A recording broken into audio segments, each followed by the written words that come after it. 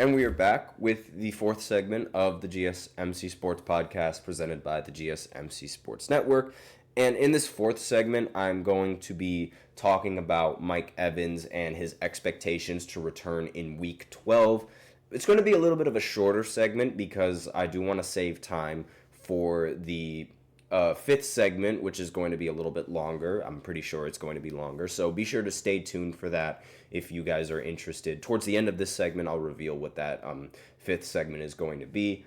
And let's go ahead. Let's talk about Mike Evans. In my opinion, Mike Evans is one of the most underrated wide receivers in the entire history of the NFL. There has never been a single season where Mike Evans has recorded less than 1,000 receiving yards. Most likely this will be the season where that happens, but there's going to be an asterisk on that because he was injured for a wide margin of the season and some important games in the season as well. So it's most likely that he won't continue that streak, but again, I think a lot of people and a lot of fans are going to put an asterisk on that because again, this is one of the most consistent wide receivers in the history of the NFL. And it pains me to see how his popularity, it wasn't all that high before Tom Brady got on Tampa Bay. He was a fantastic wide receiver. But then when Tom Brady got on Tampa Bay, he was getting all of the credit for turning this team into a Super Bowl contending team when, from what I saw, this team was just, before Tom Brady got there, they were just one quarterback away from being able to make it deep into the postseason. And before I continue with this Mike Evans, I might as well go ahead and talk a little bit about what I mean by that. So in that year before Tom Brady, the Bucs were 7-9. And obviously, when Tom Brady got there, the narrative was like Tom Brady turned this team into a contender team when it's just false because they were 7-9 despite their quarterback throwing a career number of interceptions. Jameis Winston, who is the quarterback for the Browns now, threw 9 more interceptions that year than any other player. And despite all of those interceptions, the Bucs were still very, very close to winning close games. And one game that immediately comes to mind is that they were lost to the Giants in that season after their kicker missed a chip shot field goal that most likely would have won the game. And they also lost in 2 overtime games where the score was really, really close. The Buccaneers' offense in that year before Brady got there was 9th in points per drive, and they were also 11th in yards per drive. And despite Jameis Winston throwing all of those interceptions and turnovers, he still led the league in passing yards, and he also was top 2 in passing touchdowns. So that Tampa Bay team was much better than their record and very, very talented. And all they needed was a good quarterback to get them over the top. And part of that talent and part of that talented roster, on top of adding Gronkowski and Antonio Brown, was Mike Evans, one of the most underrated receivers in all of NFL history. And then he gained some popularity with Tom Brady, and then afterwards he did not gain enough popularity as I thought this coming season, aside from his injury or in the previous seasons when Tom Brady was out. But he's been an incredibly consistent receiver, one of the best in this era by far.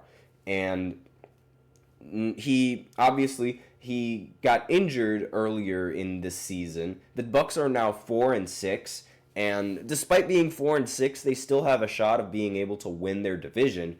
And now they have an even better shot with Mike Evans expecting to return on Week 12. Todd Boyles, he told reporters this on Wednesday, and this is going to be in a return against the Giants. And of course, you guys already know how I feel about the Giants. And regardless whether Mike Evans would play in this game or not, I still think that the Bucs are going to beat the Giants. The Giants are just an awful team. And despite the fact that Daniel Jones isn't going to be starting in this game, thank the Lord, I don't really expect Tommy DeVito, Tommy Cutlass, whatever you want to call him, I don't expect him to really provide much of a boost for this team, and I really don't expect him to win this game. And I also hope he doesn't win this game, because if he does, then this would really, really affect the draft stock. But again, Mike Evans, he had a hamstring injury, which was really, really bad, and those hamstring injuries are really, they tend to linger sometime.